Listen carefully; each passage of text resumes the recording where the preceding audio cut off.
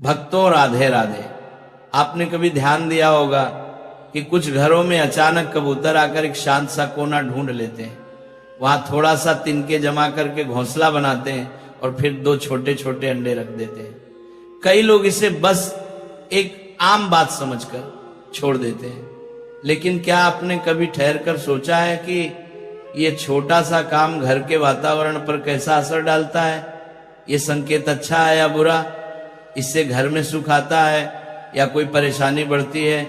ये सिर्फ एक पक्षी की आदत है या इसमें कोई बड़ा रहस्य छुपा हुआ है? आज की इस कथा में हम यही समझेंगे। आखिर जब घर में कबूतर अंडे दे जाए तो वास्तव में क्या बदलाव आते हैं? लेकिन जवाब सीधा बताना आसान होता है, समझना मुश्किल। इसलिए हम इसे कहानी के रूप में जानेंगे ताकि हर व्यक्ति चाहे पढ़ा लिखा हो या ना हो, इस बात को दिल से समझ सके। कई लोग कहते हैं कि कबूतर अंडे दे जाए तो बहुत शुभ होता है, घर में शांति आती है। कुछ कहते हैं कि यह अशुभ है, यह समस्या का संकेत है। कुछ लोग मानते हैं कि कबूतर शांति और प्रेम का प्रतीक है, इसलिए उसका घर में अंडे देना घर की ऊर्जा के ठीक होने का इशारा है। वहीं दूसरी तरफ कुछ लोग चिंतित हो जाते हैं और कहते हैं कहीं ये हम पर कोई बोझ तो नहीं डाल गया। आपने भी देखा होगा, कबूतर जहां अंडे देता है वहां रोज जाता है, बैठता है और अपने अंडों की रक्षा करता है। फिर कुछ दिनों बाद उन अंडों से 2 छोटे से बच्चे निकल आते हैं। वे बच्चे कुछ समय तक वहीं रहते हैं, फिर उड़ जाते हैं। लेकिन इस दौरान क्या आपने देखा है कि घर के लोगों के जीवन में क्या हो रहा होता है? क्या घर में खुशी बढ़ती है? क्या तनाव कम होता है? या उल्टा किसी न किसी वजह से चीजें बिगड़ने लगती हैं? कई बुजुर्ग कहते हैं जहां कबूतर अंडे देते हैं वो घर स्थिर, शांत और सुरक्षित होता है। कुछ अन्य कहते हैं ये घर की ऊर्जा में असंतुलन का संकेत है। अब आप सोचेंगे दोनों बातों में से सही कौन है? कई बार ऐसा भी होता है कि कबूतर जिस जगह अंडे देते हैं वहां धीरे धीरे गंदगी फैलने लगती है, बदबू आने लगती है, घर की तरंगे भारी होने लगती है। लेकिन कई घर ऐसे भी देखे गए हैं जहां कबूतर अंडे देने के बाद से ही बरकत बढ़ गई, पैसे का प्रवाह अच्छा हो गया, परिवार में प्यार बढ़ा, काम बनना शुरू हो गया। तो क्या ये सब संयोग है या इसके पीछे कोई गहरी आध्यात्मिक या वास्तु की ताकत काम करती है? आपने कभी सोचा है कि कबूतर घरों को ही क्यों चुनता है? वो जंगल भी जा सकता है, पेड़ों पर भी घर बना सकता है, लेकिन वो इंसान के घर को चुनता है। ऐसा क्यों?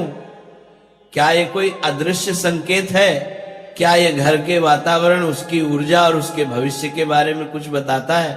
कुछ लोग कहते हैं कि जब कबूतर बार बार आपके घर आ रहा है तो इसका मतलब है कि आपका घर शांत है, सुरक्षित है और वहां की हवा उसे पसंद है, यानी घर की तरंगे सकारात्मक हैं। लेकिन जब वही कबूतर अंडे देकर चला जाए, उसके बाद लगातार घर में चिंता, तनाव या नुकसान होने लगे, तब मन में एक छोटा सा सवाल उठता है, आखिर ये क्या हो रहा है? क्या आपने कभी गौर किया है कि जब कबूतर अंडे दिए होते हैं तब आपके घर में कैसी घटनाएं घट रही होती हैं?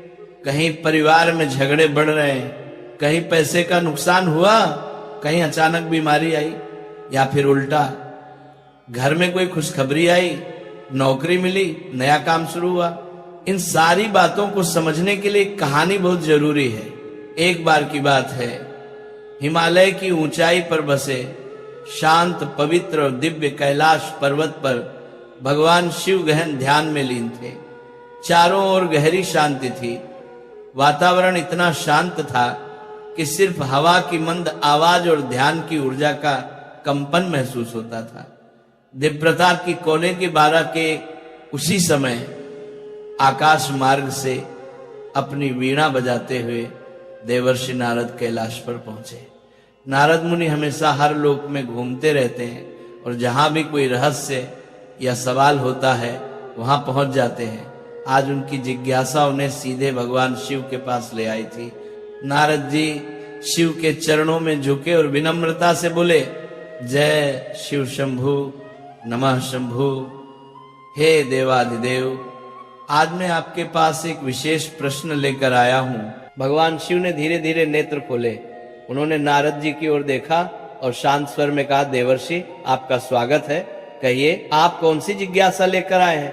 नारद जी बोले, भगवान मैं जब पृथ्वी लोक में भ्रमण कर रहा था तब मैंने अनेक घरों में एक विशेष बात देखी। कुछ घरों में कबूतर आते हैं, घोंसला बनाते हैं और फिर अंडे देते हैं, वहां रहकर कुछ दिन तक अपने बच्चों की देखभाल करते हैं। लेकिन कुछ लोगों का कहना है कि जहां कबूतर अंडे देते हैं वहां दरिद्रता आ जाती है। कुछ कहते हैं कि वहां अशुभ ऊर्जा का वास हो जाता है, और कुछ कहते हैं कि वह घर पवित्र और शांत हो जाता है। तो हे भोलेनाथ, मेरी जिज्ञासा यही है कि जिस घर में कबूतर आते हैं और अंडे देते हैं उस घर में वास्तव में क्या होता है? क्या यह शुभ है या अशुभ? इसका वास्तु और ज्योतिष से क्या संबंध है? भगवान शिव मुस्कुराए और बोले, नारद आपने आज संपूर्ण मानव जाति के लिए एक अत्यंत महत्वपूर्ण प्रश्न किया है। यह प्रश्न केवल पक्षियों से जुड़ा नहीं है, बल्कि यह उस घर की ऊर्जा, उसकी गति और उसमें रहने वाले लोगों के जीवन पर गहरा असर डालता है। नारद जी ने फिर कहा, भगवान मैं जानता हूं कि इस प्रश्न का उत्तर साधारण नहीं है, लेकिन मैं चाहता हूं कि आप मुझे विस्तार से समझाएं कि कबूतरों का घर में आना, अंडे देना और फिर चले जाना, इसका गहरा रहस्य क्या है? क्या इसका सीधा संबंध हमारे कर्मों से है या हमारे घर की स्थिति से? क्या ये आने वाली घटनाओं का संकेत देता है?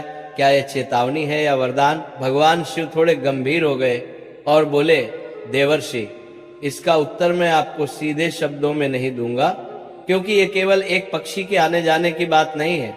इसके पीछे जीवन के कई संकेत छुपे हुए हैं जो हर गृहस्थ के जीवन को प्रभावित करते हैं।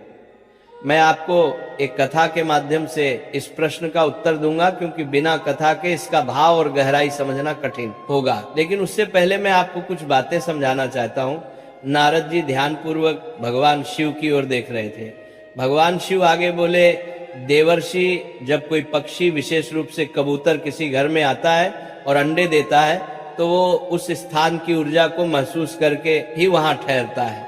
ये कोई संयोग नहीं होता। घर की दिशा, उसमें बहने वाली हवा, वहां की नमी, ध्वनि